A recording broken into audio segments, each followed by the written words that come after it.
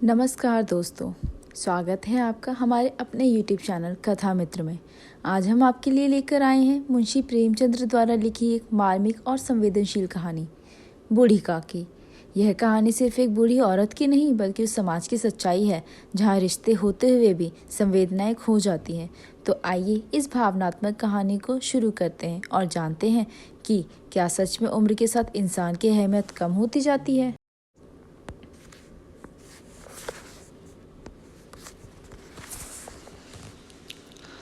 बूढ़ी काकी। बुढ़ापा अक्सर बचपन का दौरे सानी हुआ करता है। बूढ़ी काकी में जायका के सिवा कोई हिस्स बाकी न था और ना अपनी शिकायतों की तरफ मुखातिब करने का रोने के सिवा कोई दूसरा जरिया। आंखें, हाथ, पैर सब जवाब दे चुके थे। ज़मीन पर पड़ी रहती थी और जब घर वाले कोई बात उनकी मर्जी के खिलाफ करते, खाने का वक्त टल जाता था। मिकदार काफ़ी ना होती या बाजार से कोई चीज़ आती और उन्हें ना मिलती तो रोने लगती थी और उनका रोना महज बेसुरना न था, वो बहुत आवाज़ बुलंद रोती थी। उनके शोहर को मरे हुए एक ज़माना गुजर गया था। 7 बेटे जवान होकर दाग दे गए और एक भतीजे के सिवा दुनिया में उनका कोई ना था। उसी भतीजे के नाम उन्होंने सारी जायदाद लिख दी थी। उन हजरात ने लिखाते से वक्त तो खूब लंबे चौड़े वादे किए, लेकिन वो वादे सिर्फ कल्बी डिपो के दल्ललों के जब्ज़बाग थे। अगरचे उस जायदाद की सालाना आमदनी 150-200 रुपये से कम न थी, लेकिन बूढ़ी काकी को अब पेट भर रूखा दाना भी मुश्किल से मिलता था। बुद्धराम तबीयत के नेक आदमी थे, लेकिन उसी वक्त की उनकी जेब पर कोई आँच न आए। रूपा तबीयत की तेज़ थी, लेकिन ईश्वर से डरती थी, इसलिए बूढ़ी काकी पर उसकी तेज़ी इतनी ना खुलती कि बुद्धराम की नेकी। बुद्धराम को कभी कभी अपनी बेहिसाबी का एहसास होता। वो सोचते कि इस जायदाद की बदौलत मैं इस वक्त भला आदमी बना बैठा हूँ और अगर जबान तस्कीन या तशफ़ी से सूरत हाल में कुछ इस्लाम हो सकती तो उन्हें मुतल्लक दरेग ना होता, लेकिन मज़ीद खर्च का खौफ उनकी नेकी को दबाए रखता था। उसके बाद अगर दरवाजे पर कोई मलानाज बैठा होता और बूढ़ी काकी अपना नगमा एबे हंगाम शुरू कर देती तो वो आग खो जाते और घर में आकर उन्हें ज़ोर से डांटते। लड़के जिन्हें बूढ़ों से एक बुग़्ज़ अल्लाह होता है, वालदेन का ये रंग देखकर बूढ़ी काकी को और भी दिक करते। कोई चुटकी लेकर भागता, कोई उन पर पानी की कुल्ली कर देता। काकी चीख मार कर रोती, लेकिन ये तो मशहूर ही था कि वो सिर्फ खाने के लिए रोती हैं, इसलिए कोई उनको नाला और फरियाद पर ध्यान ना देता था। वहाँ अगर काकी कभी गुस्से से आकर लड़कों को गालियाँ देने लगती तो रूपा मौका वारदात पर ज़रूर जाती। इस खौफ से काकी उस अपनी शमशीर जवानी का साज भी कभी इस्तेमाल करती थी। हालांकि रफ़ा शर्ब की ये तब्दील रोने से ज़्यादा कारगर थी। सारे जगह घर में अगर किसी को काकी से मोहब्बत थी तो वो बुद्धराम की छोटी लड़की लाडली थी। लाडली अपने दोनों भाइयों के खौफ से अपने हिस्से की मिठाई या चवेना बूढ़ी काकी के पास बैठकर खाया करती थी। यही उसका मलजा था और अगरचे काकी की पनाह उनकी मुआंदिनान सरगर्मी के बाइस बहुत गिरा पड़ती थी, लेकिन भाइयों के दस्ते तवल्लुक से बदर जहाँ काबिल तर्जीज़ थी, इस मुनासिक अगराज ने इन दोनों में मोहब्बत और हमदर्दी पैदा कर दी थी। रात का वक्त था। बुद्धराम के दरवाजे पर शहनाई बज रही थी और गांव के बच्चों का जमे गफीर निगाह हैरत से गाने की दादा धर रही थी। चारपाइयों पर मेहमान लेटे हुए नाइयों से टिकिया लगवा रहे थे। करीब ही एक बाट बड़ा कबीत सुना रहा था और बाज सुखन फहम मेहमान की वाह से ऐसा खुश होता था गोया वही इस दाद का मुस्तक है। 2 एक अंग्रेज़ी पढ़े हुए नौजवान उन बेदुगी से बेजार थे। वो इस दहकानी मजलिस में बोलाना या शरीक होना अपनी शान के खिलाफ समझते थे। आज बुद्धराम के लड़के सुखराम का तिलक आया है, ये उसी का जश्न है। घर में मस्तूरात गा रही थी और रूपा मेहमानों की दावत का सामान करने में मशरूफ़ थी। भट्टियों पर कड़हा चढ़े हुए थे। एक में पूरियाँ कचौरियाँ निकल रही थीं, दूसरे में समोसे और पेड़ा केन बनती थी। एक बड़े हांडे में मसालेदार तरकारी पक रही थी। घी और मसाले की इस्तियाँ अंग्रेज़ खुशबू चारों तरफ फैली हुई थी। बूढ़ी काकी अपनी अंधेरी कोठी में ख्याल गम की तरह बैठी हुई थी। ये लज्जत आमेज़ खुशबू उन्हें बेतालाब कर रहे थे। वो दिल में सोचती, शायद मुझे पूरियाँ ना मिलेगी। इतनी देर हो गई, कोई खाना लेकर आया ही नहीं। मालूम होता है लोग सब खा गए, मेरे लिए कुछ ना बचा होगा। ये सोचकर उन्हें बेइख्तियार रोना आया, लेकिन शगुन के खौफ से रो ना सके। आहा, कैसी खुशबू है! अब मुझे कौन पूछता है, उन रोटियों की ही लाले हैं। ऐसे नसीब कहाँ की पूरियां पेट भर मिले। ये सोचकर उन्हें फिर से बेइख्तियार रोना आया। कलेजे में एक हुक सी उठने लगी, लेकिन रूपा के खौफ से उन्होंने फिर जब्त किया। बूढ़ी काकी देर तक इन्हीं अफसोसनाक ख्यालों में डूबी रही। घी और मसाले की खुशबू रह रहकर दिल को आपे से बाहर किए कर देती थी। मुंह में पानी भर भर आता था। पूरियों का जायका याद करके दिल में गुदगुदी होने लगती थी। किसे पुकारूं? आज लाडली भी नहीं आई। दोनों लौंडे रोज दिख किया करते, आज उनका भी कहीं पता नहीं। कुछ मालूम होता कि क्या बन रहा है। बूढ़ी काकी की चश्मे ख्याल में पूरियां की तस्वीरें नाचने लगी थी।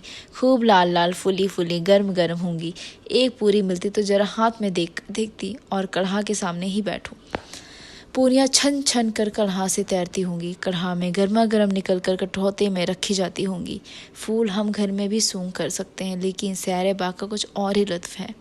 इस तरह फैसला करके बूढ़ी काकी उकड़ू बैठकर हाथों के बल खिसकती हुई बमुश्किल तमाम चौखट से उतरी और धीरे धीरे रेंगती हुई कढ़ाओं के पास जा बैठी। रूपा उस वक्त सरासी मगी की हालत में कभी इस कमरे में जाती, कभी उस कमरे में, कभी कढ़ा के पास, कभी कोठे पर।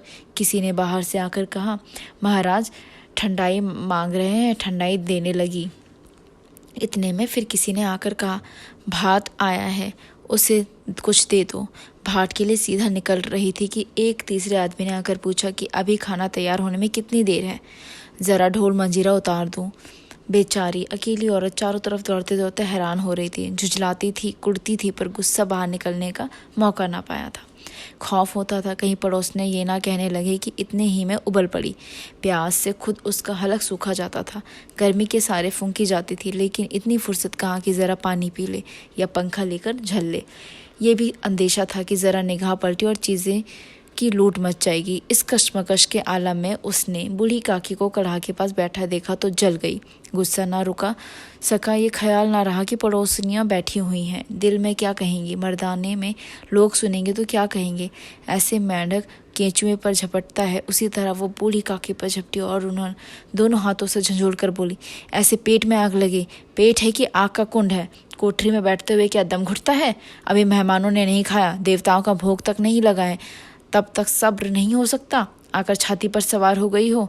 नोच ऐसी जीभ दिन भर खाती ना रहती तो ना किसकी हांडी में मुंह डालती। गांव देखेगा तो क्या कहेगा कि बुढ़िया भरपेट खाने को नहीं पाती है, तभी तो इस तरह बौखलाए फिरती है। इस ख्याल से उसका गुस्सा और भी तेज हो गया। डायन मरे ना मांझा झोड़े, नाम बेचने पर लगी है, नाक कटवा के दम लेगी। इतना ठूंसती है जाने कहाँ भस्म हो जाता है। ये भला चाहती हो तो जाकर कोठरी में बैठ जाओ, जब घर के लोग लगे तो तुम्हें मिलेगा। तुम कोई देवी नहीं हो कि चाहे किसी के मुंह में पानी ना जाए, लेकिन तुम्हारी पहली पूजा हो जाए। बूढ़ी काकी ने सर ना उठाया, ना रोई, ना बोली। चुपचाप रेंगते हुए वहां से अपने कमरे में चली गई। सदमा ऐसा सख्ता कि दिलो दिमाग की सारी कुव्वतें, सारे जज्बात, सारी हिसायत इस तरह रुजू हो गई थी जैसे नदी में एक जरा सा कराड़ का कोई बड़ा टुकड़ा कटकर गिरता हो। आसपास का पानी चारों तरफ से सिमट कर उस खला को पूरा करने के लिए दौड़ता है। खाना तैयार हो गया। आंगन में पत्तल पड़ पड़े। मेहमान खाने लगे। औरतों ने जौनार जाना शुरू किया। मेहमानों ने नाई और दिम्मतगार की इस जमात के साथ ज़रा हट कर खाने बैठे हुए थे, लेकिन आदाब मजलिस के मुताबिक जब तक सबके सब न खा चुके कोई उठ ना सकता था। दो एक मेहमान जो सरा तालीम याफ्ता थे, खिदमतगारों की परखोरी में खुजला रहे थे, तो वो उसकी आयत को बेईमानी का माहौल समझते थे। बूढ़ी काकी अपनी कोठरी में जाकर पछता रही थी कि कहाँ से कहाँ गई। उन्हें रूपा पर गुस्सा नहीं था, अपनी उजलत पर अफसोस था। सच तो ये है, जब तक मेहमान ना खा चुकेंगे घर में कैसे खा लेंगे। मुझसे इतनी देरी भी ना हो गई। सबके सामने पानी उतर गया। अब जब तक कि कोई ना बुलाने आएगा मैं ना जाऊंगी। दिल में ये फैसला करके वो खामोशी से बुलावे का इंतज़ार करने लगी, लेकिन घी की मगरूब खुशबू बहुत सब्र आजमा साबित हो रही थी। उन्होंने एक एक लम्हा, एक एक घंटा मालूम हो रहा था। अब पत्तल बिछ गए होंगे, अब मेहमान आ गए होंगे, लोग हाथ पैर धो रहे होंगे, नाई पानी दे रहा है, मालूम होता है लोग खाने पर बैठ गए हैं, जौनार गाया जा रहा है। ये सोचकर बहाने के लिए लेट गई और धीरे धीरे गुनगुनाने लगी। उन्हें मालूम हुआ कि मुझे गाता बहुत देर हो गई। क्या इतनी देर तक लोग खा ही रहे होंगे? किसी की बोलचाल सुनाई नहीं देती। ज़रूर लोग खा पी के चले गए, मुझे कोई बुलाने नहीं आया। रूपा चिढ़ गई। क्या जाने क्या ना बुलाए, सोचती होगी कि क्या आप ही आएंगी, कोई मेहमान थोड़ी ना है जो बुला कर लेकर आऊँ। बूढ़ी काकी चलने के लिए तैयार हुई, लेकिन कि अब एक लम्हे में पूरियाँ और मसालेदार तरकारियाँ सामने आएंगी और उनके हुस्न जायके को गुदगुदाने लगा। उन्होंने दिल में तरह तरह के मंसूबे बांधे। पहले तरकारी से पूरियाँ खाऊंगी, फिर दही और शक्कर से कचौरियाँ रायते के साथ मसालेदार मालूम होंगी। चाहे कोई बुरा माने या भला, मैं तो मांग मांग कर खाऊंगी। यही ना लोग कहेंगे इन्हें लिहाज नहीं है, कहाँ करे। इतने दिनों के बाद पूरियाँ मिल रही हैं तो मुँह झूठा करके थोड़ी ही उठ जाऊंगी। वो उकड़ू बैठकर हाथों के बल खिसकती हुई आंगन में आई, मगर वाह किस्मत, इत्तेफाक ने अपनी पुरानी आदत के मुताबिक वक्त का गलत अंदाज़ा किया था। मेहमानों की जमात अभी बैठी हुई थी। कोई खाकर उंगलियां चाटता था और कनखियों से देखता था कि लोग भी खा रहे हैं या नहीं। कोई इस फिक्र में था कि तेल पर पूरियां छूटी जाती हैं, काश किसी तरह उन्हें अंदर रख लेता। कोई दही खाकर जबान चटखारता था, लेकिन दूसरा शकूर अलीफ मांगते हुए शर्माता था कि इतने में बूढ़ी काकी रेंगती हुई उनके बीच में जा पहुंची। कई आदमी चौंक कर उठ खड़े हुए। आवाज़ें, अरे ये कौन बुढ़िया है, देखो किसी को छू मत ले। पंडित बुद्धराम काकी को देखते ही गुस्से से तिलमिला गया। पूरियों के थाल लिए खड़े थे, थाल को ज़मीन पर पटक दिया और जिस तरह बेरहम साहूकार अपने किसी नाहिंदत मगरूर आसामी को देखते ही झपट कर उसका टेटुआ लेता है, उसी तरह लपक कर उन्होंने बूढ़ी काकी को दोनों शाने पकड़ा और घसीटते हुए लाकर उन्हें उस अंधेरी कोठरी में धम से गिरा दिया। आरज़ू को सब्ज बागलों के एक झोंके से वीरान हो गया। मेहमानों ने खाना खाया, घर वालों ने खाया, बाजे वाले धोबी भी खाकर उठ चुके थे, लेकिन बूढ़ी काकी को किसी ने ना पूछा। बुद्धराम व रूपा दोनों ही उन्हें उनकी बेयहाई से सज़ा देने का तस्तिया कर चुके थे। उनकी बुढ़ापे पर, बेकसी पर, फतूरे अक्ल पर किसी को तरस नहीं आता था। अकेली लाडली उनके लिए एक कूड़ रही थी। लाडली को काकी से बहुत उनास था। ले बेचारी भोली सीधी लड़की थी, तिफलाना शोखी और शरारत की उसमें बू तक ना थी। दोनों बार जब उसकी माँ और बाप ने काकी को बेरहमी से घसीटा तो लाडली का कलेजा बैठ कर रह गया था। वो झुंझुला रही थी कि ये लोग काकी को क्यों बहुत सी पूरियाँ नहीं दे देते। क्या मेहमान सब की सब थोड़ी ही खा जाएंगे? और अगर काकी ने मेहमानों से पहले खा ही लिया तो क्या बिगड़ जाएगा? वो काकी के पास आकर उन्हें तसल्ली देना चाहती थी, लेकिन माँ के खौफ से न जाती थी। उसने अपने हिस्से की पूरियाँ मुतल्लक ना खाई थी, अपनी गुड़ियों की पिटारे में बंद करके रखी थी। वो ये पूरियाँ काकी के पास ले जाना चाहती थी। उसका दिल बेकरार हो रहा था। बूढ़ी काकी मेरी आवाज़ सुनते ही उठ जाएंगी, पूरियाँ देखकर कैसी खुश होंगी, मुझे खूब प्यार करेंगी। रात के 11 बज चुके थे। रूपा आंगन पर ही सो रही थी। लाडली की आंखों में नींद ना आती थी। काकी को पूरियाँ खिलाने की खुशी उसे सोने ना देती थी। उसने गुड़ियों की पिटारे सामने ही रखी। जब उसे यकीन हो गया कि अम्मा गाफिल सो रही हैं तो वह चुपके से उठी और सोचने लगी कि कैसे चलूं। चारों तरफ अंधेरा था, सिर्फ चूल्हों में आग चमक रही थी और चूल्हे के पास एक कुत्ता लेटा हुआ था। लाडली की निगाह दरवाजे वाला नीम के दरख्त की तरफ गई। उसे मालूम हुआ कि उस पर हनुमान जी बैठे हुए हैं। उनकी दुम, उनकी गदा सब साफ नजर आती है। मारे खौफ के उसने आंखें बंद कर ली। इतने में कुत्ता उठ बैठा। लाडली को ढारस हुई। कई सोते हुए आदमियों की बनस्ती एक जागता हुआ कुत्ता उसके लिए ज़्यादा तकवीयत का बाइस हुआ। उसने पिटारे पर उठाई और बूढ़ी काकी की कोठी की तरफ चली। बूढ़ी काकी को महज इतना याद था कि किसी ने मेरे शाने पकड़े। फिर उन्हें ऐसा मालूम हुआ जैसे कोई पहाड़ पर उड़ाए लिया जाता है। उनके पैर बार बार पत्थरों से टकराए। जब किसी ने उन्हें पहाड़ पर से पटक दिया हो, वो बेहोश हो गई। जब उनकी होश बजा हुआ तो किसी भी ज़रा सी आहट ना मिलती थी। समझ गई सब लोग खा पी कर सो गए हैं, उनके साथ मेरे तकदीर भी सो गई है। रात कैसी कटेगी? राम, क्या खाऊं? पेट में आग जल रही है। क्या किसी ने मेरी सुध ना ली? क्या मेरा पेट काटने से धन हो जाएगा? उन लोगों को इतनी दया भी नहीं आई कि इतनी सी बुढ़िया ना जाने कब मर जाए। उसका रोया क्यों दिखाएंगे? मैं पेट की रोटियों ही खाती हूँ कि और कुछ। इस पर यह हाल में अंधी अपाहिज ठहरी, ना कुछ सूझे ना बूझे। अगर आंगन में चली गई तो क्या? बुद्धराम ने इतना कहते ना बनता था कि काकी अभी लोग खा रहे हैं, फिर आना। मुझे घसीटा, पटका। उन्हीं पूरियों के लिए रूपा ने सबके सामने गालियाँ दी। उन्हीं पूरियों के लिए, और इतनी दुर्गत करके भी उनका पत्थर या कलेजा ना पसीजा। सबको खिलाया, मेरी बात ना पूछी। जब तक ही ना दिया तो तब तक क्या देगी? ये सोचकर मायूसाना सब्र के साथ लेट गई। रिक्कत से गला भर रहा आता था। लेकिन मेहमानों के सामने लिहाज से रोती ना थी। यकायक उनके कान में आवाज़ आई, काकी उठो, मैं पूरी लाई हूँ।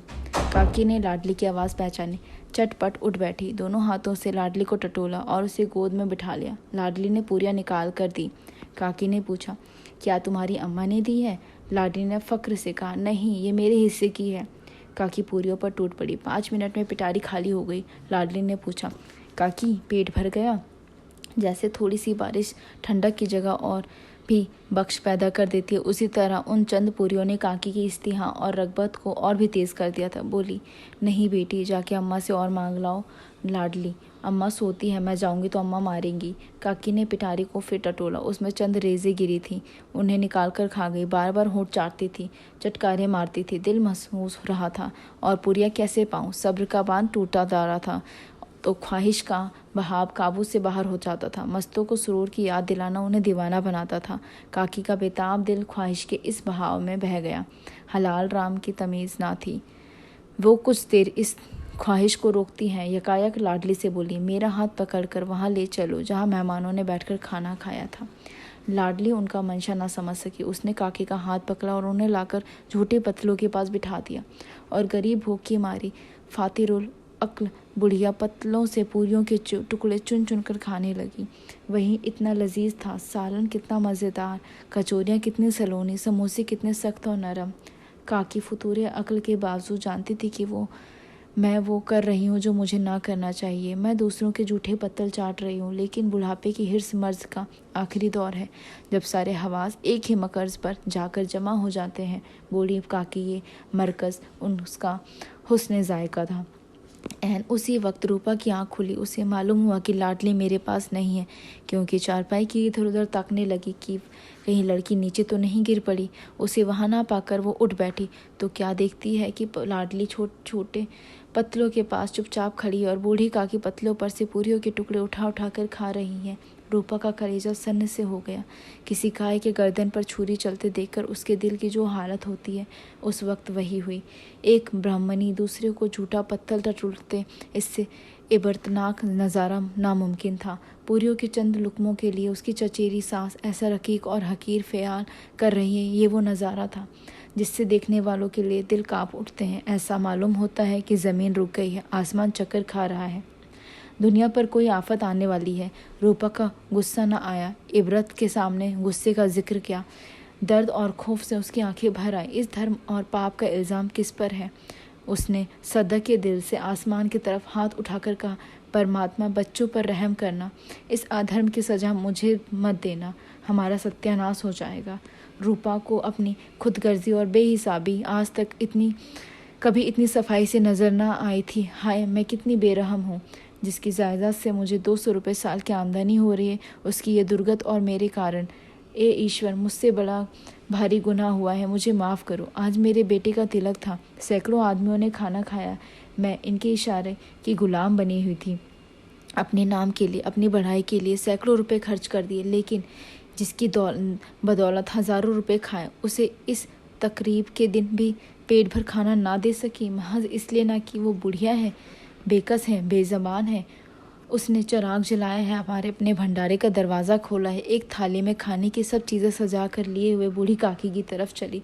आधी रात हो चुकी थी, आसमान पर तारों के ढाल सजे हुए थे और उन पर बैठे हुए फरिश्ते बहिश्ते ने आमद सजा रखे थे, लेकिन उनमें किसी को वो मरम्मत ना हासिल हो सकती थी जो बूढ़ी काकी को अपने सामने थाल देखकर हुई। रूपा ने रिक्कत आमज़े लहजे से कहा, काकी उठो, खाना खा लो, मुझसे आज बड़ी भूल हुई है, इसका बुरा ना मानना, परमात्मा से दुआ करो कि वो मेरी खता मुआफ़ कर दे। भोले भाले बच्चे की तरह जो मिठाइयाँ पाकर मार और घुड़कियाँ सब भूल जाता है, बूढ़ी काकी बैठी हुई खाना खा रही थी। उनके एक एक रोए से सच्ची दुआएं निकल रही थी और रूपा बैठी ये रूहानी नज़ारा देख रही थी। दोस्तों, बूढ़ी काकी की ये कहानी हमें सिखाती है कि बुज़ुर्ग केवल बोझ नहीं होते, बल्कि वह अनुभव और प्रेम का भंडार होते हैं। अगर हम उन्हें समय, सम्मान और थोड़ा सा स्नेह दें तो उनका जीवन ही नहीं, हमारा इंसान होना भी सार्थक हो जाता है। उम्मीद है ये कहानी आपके दिल को छू गई होगी और आपको सोचने पर मजबूर कर देगी। अगर आपको हमारी कहानी पसंद आई हो तो वीडियो को लाइक करें, कमेंट में अपनी राय ज़रूर लिखें और ऐसी ही भावनात्मक कहानियों के लिए हमारे चैनल कथा मित्र को सब्सक्राइब करना ना भूलें। मिलते हैं अगली कहानी में। धन्यवाद।